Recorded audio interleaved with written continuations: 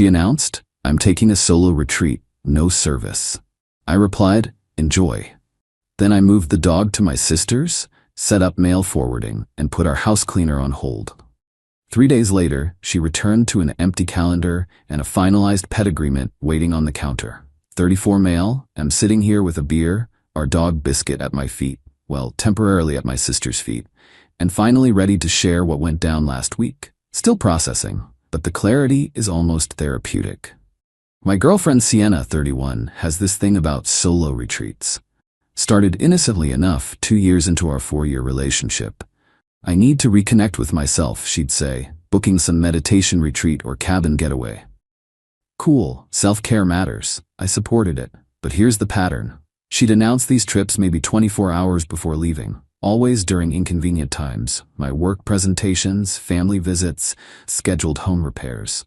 Always no cell service, so she couldn't be reached. Always left me handling everything solo. The last 6 months, 5 retreats. 5. Each time I'd scramble to rearrange our shared responsibilities, cancel dinner reservations with my parents, handle Biscuit's vet appointment alone, meet the contractor about the bathroom renovation we'd planned together, deal with her mother's surprise visits. "Where's Sienna?"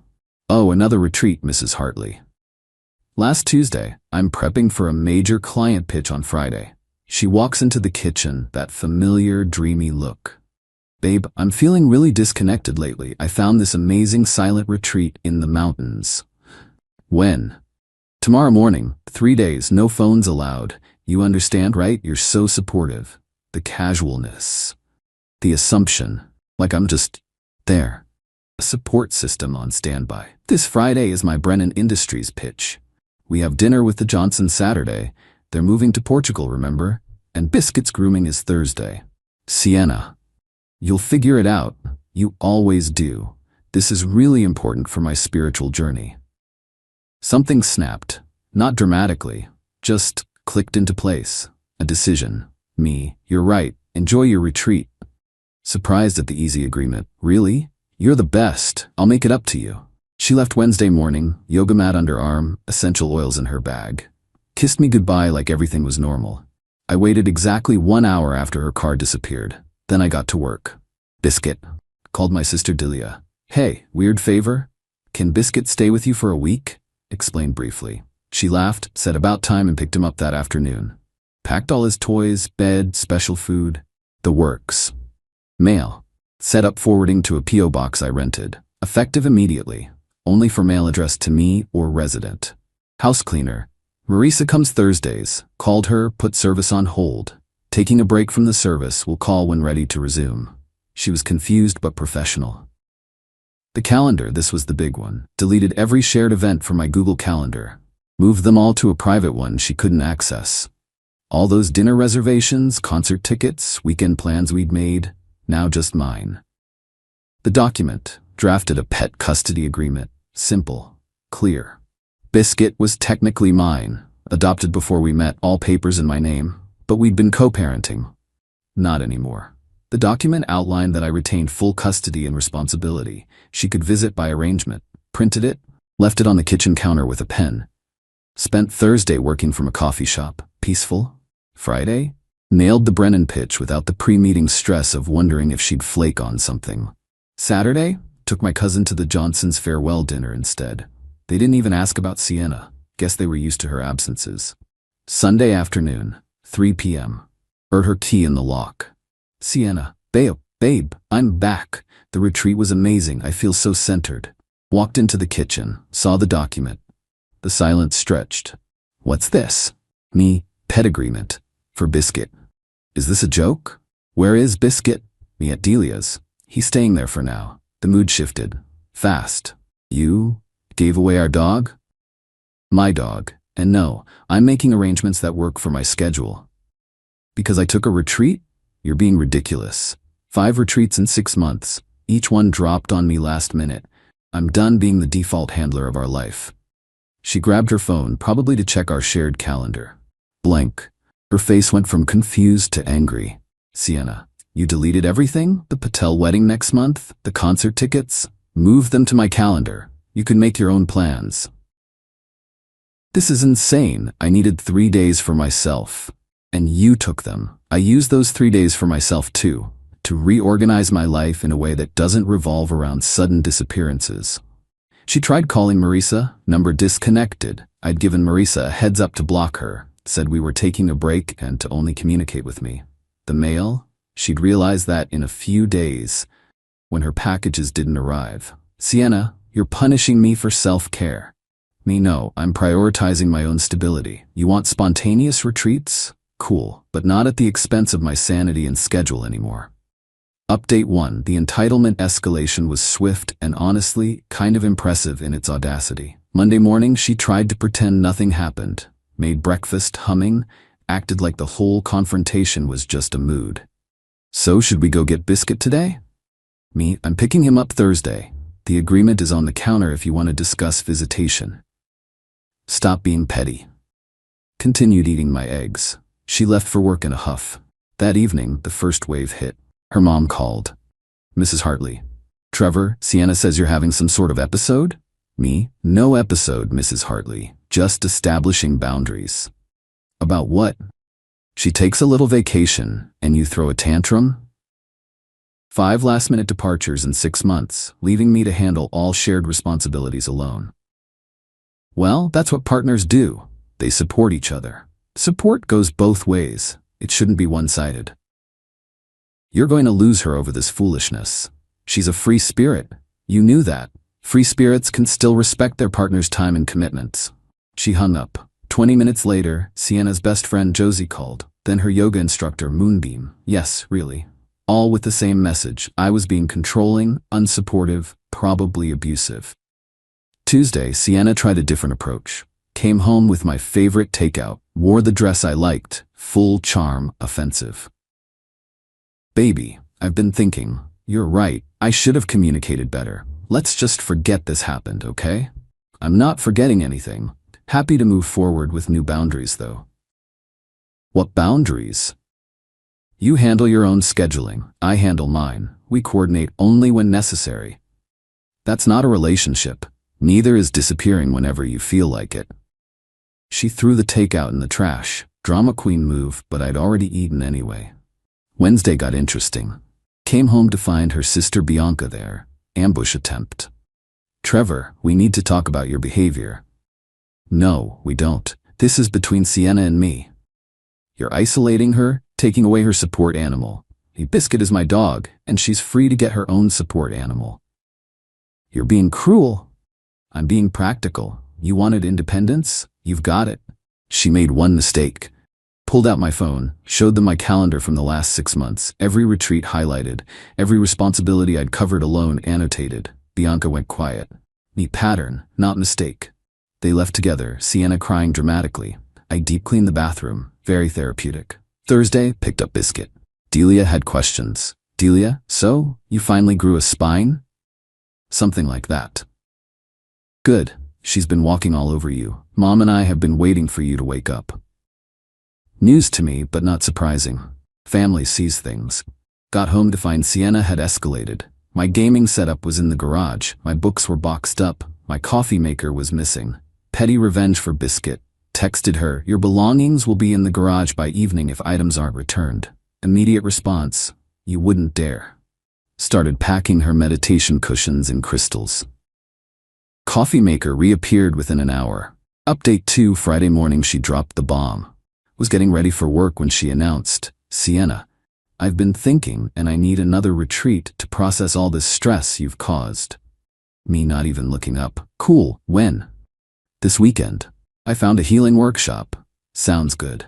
She seemed shocked at the easy agreement. Waited for the catch. It's 2 nights. Okay, you're not going to throw another fit? Me, your life, your choices. I've got plans anyway.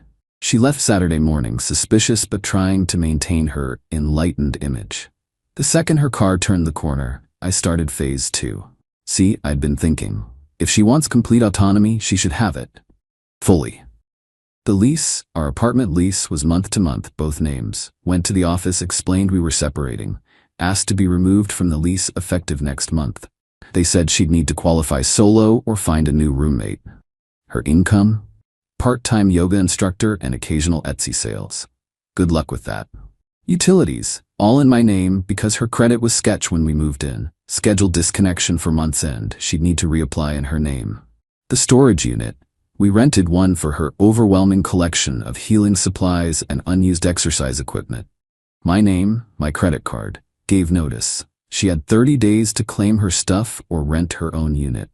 The best part, found out through social media, her Instagram isn't as private as she thinks, that this healing workshop, it was in the same town as her ex, Dakota.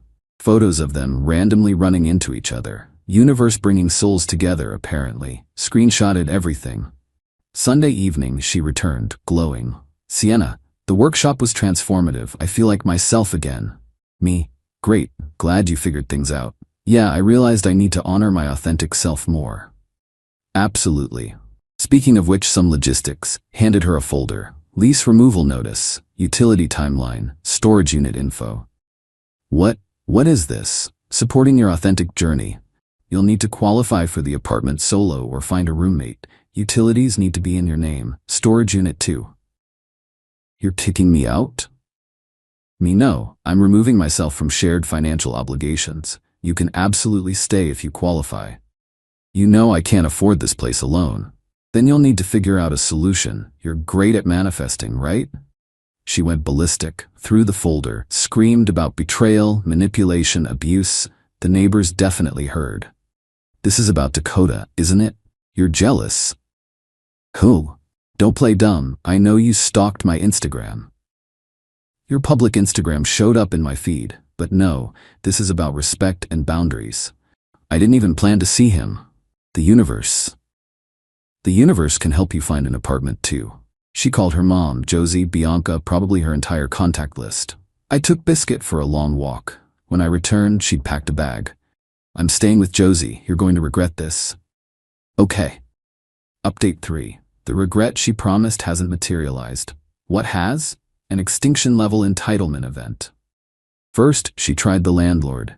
Apparently went to the office Monday morning, tears fully activated, claiming I was illegally evicting her. The property manager, Beth, absolute legend, calmly explained that I wasn't evicting anyone, just removing myself from the lease. Sienna could stay if she qualified. Income requirement, 3 times the rent. Her part-time yoga income? Not even close. Tuesday, I got a call from my bank. Someone had tried to add themselves to my account. Needed my authorization? Hard no. Turns out Sienna had tried using our old apartment documents to prove she was my domestic partner. Bank wasn't buying it. Wednesday was comedy gold. Came home from work to find a meditation circle in progress. In my apartment. 6 people, including Sienna and Moonbeam, sitting in my living room, burning sage. Me, what's happening? Moonbeam, we're cleansing the negative energy you've created in Sienna's sacred space. This is my apartment. You're all trespassing. Leave now or I call the police. I live here. I have rights. You have 30 days notice from the landlord. Today isn't day 30. Also, you moved to Josie's, remember? The universe recognizes no such boundaries. The police do. They left, but not before Moonbeam told me my chakras were catastrophically misaligned. I'll live. Thursday, Sienna's dad called. First time in 2 years. Mr. Hartley's son, let's talk man to man. We're not family, Mr. Hartley. You're destroying my little girl. Me, she's 31. She needs stability. You provided that, and she repeatedly chose instability. Last-minute retreats, including one with her ex. Long pause. With Dakota? Yep. That piece of, she told us she was done with him. Apparently not. Still, you could have handled this better. How? Continue being her safety net while she does whatever? No thanks. He hung up without another word. Friday brought the lawyer scare. Got an email from Hartley and Associates, her uncle's law firm, threatening action for financial abuse and illegal eviction. Forwarded it to my buddy who's an actual lawyer. His response?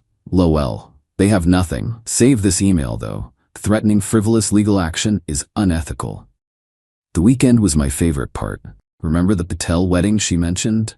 The one I'd removed from her calendar? Yeah, I still went. Took my sister as my +1.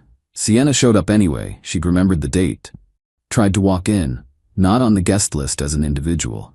The bride, Anisha, had only invited us as a couple, and I'd already RSVP'd with my sister.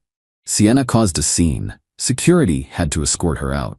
I heard about it later from Anisha, who was mortified but also kind of amused. Did you really not tell her? She wanted independence. That includes making her own social calendar. Final update. The apartment deadline arrived like a meditation bell she couldn't ignore. Sienna had spent the month ping-ponging between strategies. Love bombing, guilt trips, social media campaigns, narcissistic ex was trending in her stories, even a surprise visit from Dakota himself. That was special. Dude showed up at my apartment, trying to mediate. Dakota, bro, you need to chill. Sienna's just a free spirit. Then you take her. Whoa, we're not together. But you were together enough for a weekend. That was just universe stuff. Cool, the universe can find her housing too. He left quickly. Guess he wasn't interested in taking on the full Sienna experience. The final day? She had to be out. Showed up with Josie and a U-Haul. I'd already packed her remaining things, neatly boxed and labeled. Professional. Clean. Sienna, this is really it? You're really doing this? Me, you did this. Every retreat was a choice. Every last-minute departure was you choosing yourself over us. I was finding myself. And I found myself too. Turns out I'm someone who won't be taken for granted. She tried one last manipulation. Tears, promises to change, even suggested couples therapy. Then, when that didn't work, she went nuclear. You'll never find anyone who loves you like I did. Me, I'm okay with that. Your love came with too high a price. They loaded the truck. As they drove away, Josie texted me.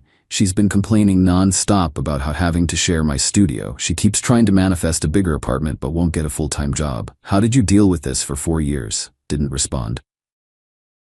Not my circus anymore.